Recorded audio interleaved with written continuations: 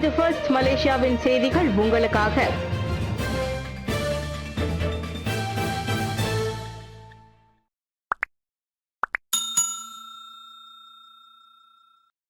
Mahathir மீது குற்றவியல் விசாரணையை நடத்த பத்துபூத்தே அரசு விசாரணை குழு பரிந்துரை.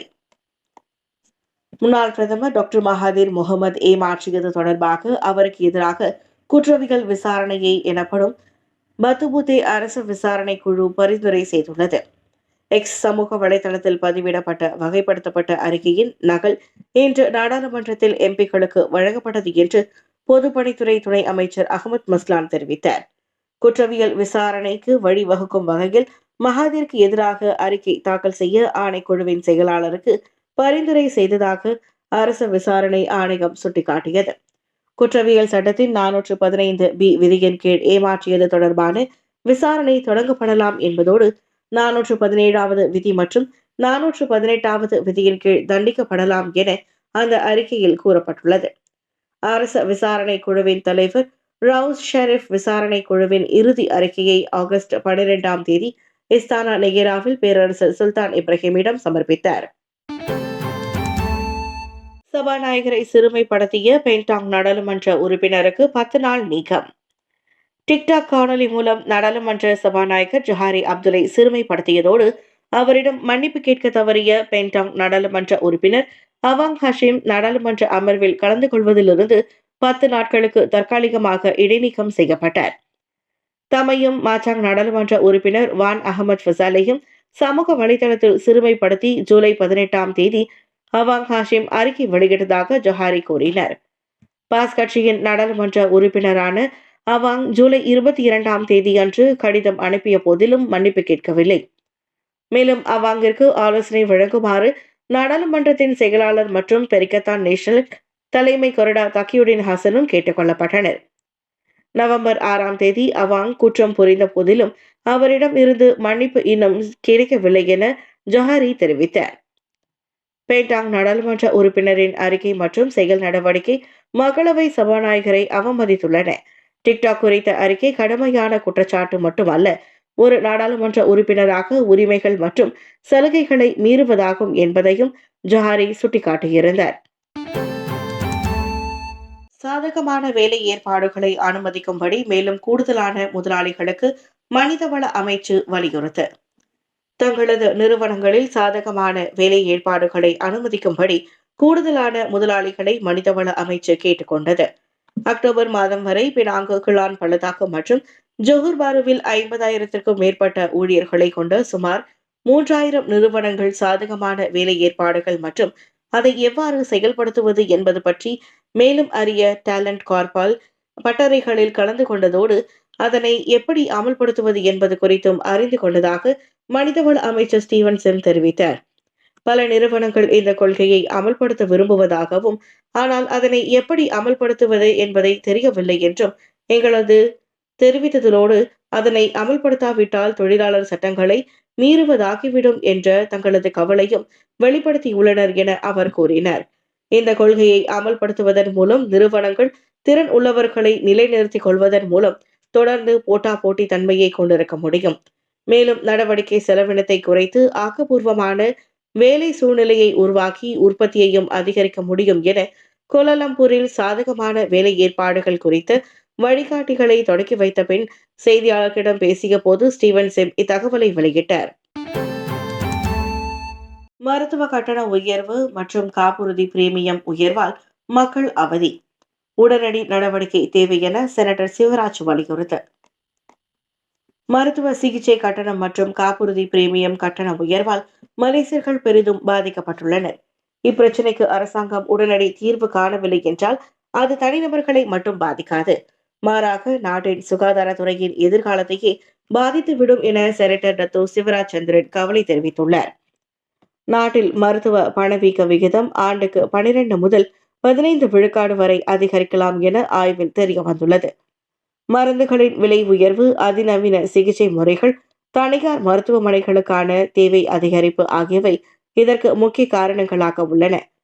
இதனால் காப்புறுதி பிரீமியம் கட்டணமும் உயர்ந்துள்ளது. கடந்த 5 ஆண்டுகளில் மட்டும் 30 முதல் 50 விழுக்காட்டு உயர்வை பதிவு செய்துள்ளது. அதனை சமாளிக்க முடியாமல் B40 M40 தரப்பினர் காப்புறுதி பாதுகாப்பு இல்லாமல் தவிக்கின்றனர். நாட்டில் 22 விழுக்காடு மக்கள் மட்டுமே காப்புறுதி பாதுகாப்பை கொண்டிருக்கின்றனர். மற்றவர்கள் அரசாங்க மருத்துவமனைகளையே நம்பியுள்ளனர். இதனை மக்கள் எண்ணிக்கையை சமாளிக்க முடியாமல் அரசாங்க மருத்துவமனைகளும் திணறுகின்றன.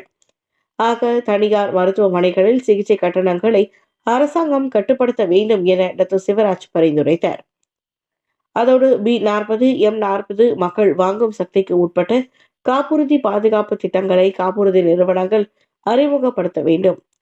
அரசாங்க மருத்துவர்கள் தனியார் மருத்துவமனைகளுக்கு சென்று விடாமல் இருக்க அவர்களுக்கு உரிய மக்கள் தொகை வழங்கப்படுவது சிங்கப்பூரில் இருப்பது போன்று தேசிய காப்புறுதி திட்டத்தை அறிமுகம் செய்வது போன்ற பரிந்துரைகளையும் அவர் முன்வைத்தார். ஃபேஷன் வேலட் மின் வர்த்தக தோற்றுவிப்பாளர் மற்றும் கணவர் மீது 8 மில்லியன் ரிங்கிட் மோசடி குற்றச்சாட்டு. ஃபேஷன் வேலட் மின் வர்த்தக தளத்தின் தோற்றுவிப்பாளர் விவி யூசப் மற்றும் அவரது கணவர் ஃபசருதீன் ஷா அனுவார் ஆகியோர் 8 மில்லியன் ரிங்கிட் நம்பிக்கை மோசடி செய்ததாக செஷன்ஸ் நீதிமன்றத்தில் இன்று குற்றம் சாட்டப்பட்டது. விவி அல்லது விவி சொஃபியானஸ் யூசுப் மற்றும் ஃபசருதீன் ஆகியோர் தங்களுக்கு எதிரான இக்குற்றச்சாட்டை மறுத்தனர். வாரிய இயக்குநரின் அனுமதியின்றி ஆடம்பர டக் பிராண்ட் முக அங்கியை கையாளும் 30 மேப்பிள் சென்ட்ரியான் பிரெஹத் நிறுவனத்திற்கு ஃபேஷன் வேலட் நிறுவனத்திலிருந்து 8 மில்லியன் ரிங்கிட்டை வழங்கியதாக 36 வயதுடைய அவர்கள் மீது குற்றம் சாட்டப்பட்டது. கடந்த 2018ஆம் ஆண்டு ஆகஸ்ட் 21ஆம் தேதி புக்கிட் டாமன்சரவில் உள்ள பப்ளிக் பேங்க் கிளையில் அவர்கள் இக்குற்றத்தை புரிந்ததாக கூறப்பட்டது. அரசாங்கத்தின் முதலீட்டு நிறுவனமான கசரா நேஷனல் பிரெஹத் மற்றும் பெங்கரோஸ் அசெட் பெமுர்லான் நேஷனல் பிரெஹத் ஆகியவற்றிடமிருந்து அந்த பணத்தை விவி யூசப் மற்றும் ஃபட்சுதீன் அனுவரும் எடுத்ததாக குற்றம் சாட்டப்பட்டனர். குற்றவாளி என நிரூபிக்கப்பட்டால் 2 முதல் 20 ஆண்டுகள் வரையிலான சிறை தண்டனை, பிறமடி மற்றும் அபராதம் விதிக்கப்படும். தண்டனை சட்டத்தின் 409வது விதியின் கீழ் அவர்களுக்கு எதிராக குற்றம் சாட்டப்பட்டது. அந்த இருவருக்கும் தலா 1 லட்சம் ரிங்கிட் ஜாமீன் அனுமதிக்கப்பட்டதோடு மாதத்திற்கு ஒரு முறை கோலாலம்பூரில் உள்ள MACC அலுவலகத்தில் ஆஜராகும்படி உத்தரவிடப்பட்டுள்ளது. ஜிபிஎஸ்ஐ நம்பியதால் செகாமாட்டில் வெள்ளத்தில் சிக்கிக்கொண்ட மூவர். ஜொஹூர் செகாமட் கம்போங் போகோ தெங்காவில் வெள்ளத்தில் சிக்கிக்கொண்ட மூவர் வேறு வழியின்றி தாங்கள் பயணித்த டொயோட்டா அல்ஃபிரட் வாகனத்தின் கூரையில் ஏறிக்கொண்டனர். சுமார் 40 நிமிடங்களுக்கு பிறகு அவர்கள் பாதுகாப்பாக மீட்கப்பட்டதாக மாவட்ட பொது தற்காப்பு படை கூறியது. 40 முதல் 60 வயதிலான அம்மூவரும் ஜிபிஎஸ் தடங்காட்டியை பின்பற்றி அங்கு சிக்கிக்கொண்டதாக கூறிக்கொண்டனர். ஜொஹூர், பெகாக், நெகிரி சிம்பிலான், குவாலபிலா செல்லும் வழியில் ஜிபிஎஸ்ஐ மட்டுமே நம்பியதால் அவர்கள் பயணித்த வாகனம் வெள்ள நீரில் புகுந்து விட்டதாம். வெள்ள நீர் மட்டம் 0.2 மீட்டர் ஆழத்திற்கு இருந்ததால் அச்சாலை இலகுரக வாகனங்களுக்கு மூடப்பட்டதும் அவர்களுக்கு தெரியாமல் போய்விட்டதாக அதிகாரிகள் கூறினர். 2024 பாரதியார் கோப்பை காற்பந்தாட்டம் போட்டி ஜொஹூர் மாநிலத்தில் அதிகாரப்பூர்வ தொடக்கம். கடந்த நவம்பர் 29ஆம் தேதி பாரதியார் கோப்பை என்ற பெயரில் ஜொஹூர் மாநிலத்தில் காற்பந்தாட்டம் போட்டி அதிகாரப்பூர்வமாக தொடக்கம் கண்டது. முதன் முறையாக 12 வயதிற்கு உட்பட்ட தமிழ் பள்ளி மாணவர்களுக்கு காற்பந்தாட்டம் லீக் முறையில் மசாய் காற்பந்து கழகத்தின் ஏற்பாட்டில் பல்வேறு அமைப்புகளின் ஆதரவுடன் நடைபெறுகிறது. இப்போட்டியை அதிகாரப்பூர்வமாக ஜொஹூர் மாநில கல்வி இலாகாவின் பாலர் பள்ளி மற்றும் ஆரம்ப பள்ளிகளின் துணைத் தலைவர் ரவிச்சந்திரன் ராமச்சந்திரன் திறந்து வைத்தார். ஜொஹூர் மாநிலத்தின் முன்னாள் கால்பந்து வீரர் ஜாம்பவான் நாசிர் யூசுப் மற்றும் ஜொஹூர் இந்திய வணிக ஜிபா தலைவர் சிவகுமார் ஆகியோரும் இவ்விழாவில் கலந்து கொண்டு சிறப்பித்துள்ளனர். அதனைத் தொடர்ந்து கடந்த நவம்பர் 29ஆம் தேதி முதல் எதிர்வரும் ஜனவரி 11ஆம் தேதி வரை தாமான் துன் அமீனா தமிழ் பள்ளியில் லீக் முறையில் இப்போட்டி நடைபெற்று வருகிறது. இந்த ஆண்டு போட்டியில் 10 தமிழ் பள்ளிகள் களம் இறங்கியுள்ளதாக தெரிவிக்கப்பட்டுள்ளது. பெசோட்டில் சூரிய கரடி பிடிபட்டது. கம்போங்குபாங் இகானில் நேற்று மதியம் 2 மணி அளவில் 120 கிலோ எடையுள்ள சூரிய கரடி பிடிபட்டது. இந்த விலங்கு முன்பு கம்போங் காண்ட் பாடாங் வட்டாரத்தில் விடியற்காலையில் சுற்றித் தெரிந்ததை காண முடிந்ததாக தெலங்கானா வனவிலங்கு பாதுகாப்பு மற்றும் தேசிய பூங்கா துறையின் இயக்குனர் லூகியான் சியோங் தெரிவித்தார். கிராமவாசிகள் வழங்கிய தகவல் மற்றும் பெசுட் பெர்ஹெலிதான் உறுப்பினர்களின் கண்காணிப்பின் விளைவாக அந்த கரடி பின்னர் கம்போங் குபாங் இகானில் காணப்பட்டது. பிடிப்பட்ட அந்த ஆண் கரடி கூண்டில் அடைக்கப்பட்டுவிட்டு பின்னர் இயற்கையான வனப்பகுதியில் விடப்படவிட்டதாக லூ கூறினார். அந்த விலங்கு அருகே உள்ள காட்டுப்பகுதியில் இருந்து வந்ததாக நம்பப்படுகிறது. இதனிடையே காலை 9 மணி அளவில் செம்பனை தோட்டத்திற்கு வேலைக்கு சென்ற போது அந்த கரடியை நெல் வயல் பகுதியில் கண்டதாக கம்போங் குபாங் இகானை சேர்ந்த குடியிருப்பு வாசியான முகமது அமிமுட் தெரிவித்தார்.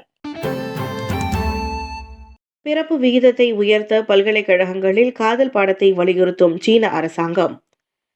சீனாவில் தொடர்ந்து சரிந்து வரும் பிறப்பு விகிதத்தை தூக்கி நிறுத்தும் முயற்சியில் பல்கலைக்கழகங்கள் மற்றும் கல்லூரிகளில் காதல் பாடத்தை வலியுறுத்துமாறு அந்நாட்டு அரசு கேட்டுக்கொண்டுள்ளது. கேட்பதற்கு வினோதமாக இருந்தாலும் திருமண வாழ்க்கை, காதல், கருவுறுதல், குடும்பம் ஆகியவை குறித்து மாணவர்களிடத்தில் நேர்மறையான பார்வையை விதைப்பதற்கு அது அவசியம் என அதிகாரிகள் கூறுகின்றனர். பல்கலைக்கழக மற்றும் கல்லூரி மாணவர்கள் வாழ்க்கையின் அடுத்த கட்டத்திற்கு நுழைவதால் பிறப்பு விகிதத்தை அதிகரிப்பதில் அவர்களுக்கு பெரும் பங்குண்டு. ஆனால் சீன இளைஞர்கள் மத்தியில் காதல் மற்றும் திருமண வாழ்க்கை குறித்த அபிப்பிராயத்தில் பெரும் மாற்றம் ஏற்பட்டுள்ளது. அண்மையில் மேற்கொள்ளப்பட்ட ஆய்வொன்றில் கூட 57 விழுக்காட்டு கல்லூரி மாணவர்கள் தங்களுக்கு காதலில் நாட்டமில்லை என கூறியிருக்கின்றனர். காதலில் விழுந்தால் படிப்புக்கும் காதலுக்கும் எப்படி சரிசமமாக நேரத்தை ஒதுக்குவதென்ற குழப்பமே அதற்கு காரணமாம். காதல் மற்றும் திருமண பந்தம் குறித்து முறையான மற்றும் அறிவியல் பூர்வமான கல்வி இல்லாததால் உணர்ச்சி பூர்வமான உறவுகள் மீது இளையோர் தெளிவற்ற புரிதலை கொண்டுள்ளனர். இதை இப்படியே விட்டால் எதிர்காலத்தில் நிலைமை மேலும் மோசமாகிவிடும்.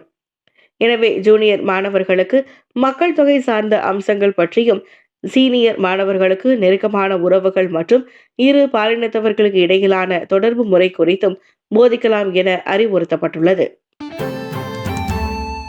நம்பிக்கையில்லா தீர்மானத்தில் அரசாங்கம் கவிழ்ந்தது. அரசியல் நெருக்கடியில் பிரான்ஸ். பிரதமர் மைக்கேல் பர்னியே தலைமையிலான பிரான்ஸ் அரசாங்கம் நம்பிக்கையில்லா தீர்மானத்தின் மூலம் கவிழ்க்கப்பட்டுள்ளது. பர்னியே மீது தங்களுக்கு நம்பிக்கை இல்லை என கூறி 331 வலச்சாரி மற்றும் இடச்சாரி நாடாளுமன்ற உறுப்பினர்கள் ஒன்றிணைந்து வாக்களித்ததை அடுத்து அரசாங்கம் கவிழ்ந்தது. 1962ஆம் ஆண்டிற்கு பிறகு முதன் முறையாக அத்தகைய நெருக்கடி ஏற்பட்டுள்ளதால் பிரான்சில் அரசியல் நிலைத்தன்மை உருவாகியுள்ளது. நாடாளுமன்றத்தின் முடிவை ஏற்றுக்கொள்வதாக அறிவித்த பர்னியே, பிரச்சினை இதோடு நின்றுவிடவில்லை, இனிமேல் தான் கடினமாகும் என்றார். எது எப்படி இருந்தாலும் 4 மாதங்களாக பிரதமராக பணியாற்ற கிடைத்த வாய்ப்பிற்காக நாட்டுக்கும் நாட்டு மக்களுக்கும் நன்றி தெரிவித்துக் கொள்வதாக அவர் சொன்னார். நாட்டின் கடன்களை குறைப்பதாக கூறிக்கொண்டு அரசாங்க செலவினத்தில் $60 பில்லியன் குறைத்து வரவு செலவு திட்டத்தை தாக்கல் செய்ததிலிருந்து பர்னியே கடும் எதிர்ப்புகளை சந்தித்து வந்தது குறிப்பிடத்தக்கது. அதிபர் இமானுவேல் மேக்ரான் புதிய பிரதமரை விரைவிலேயே அறிவிப்பார் என எதிர்பார்க்கப்படுகிறது.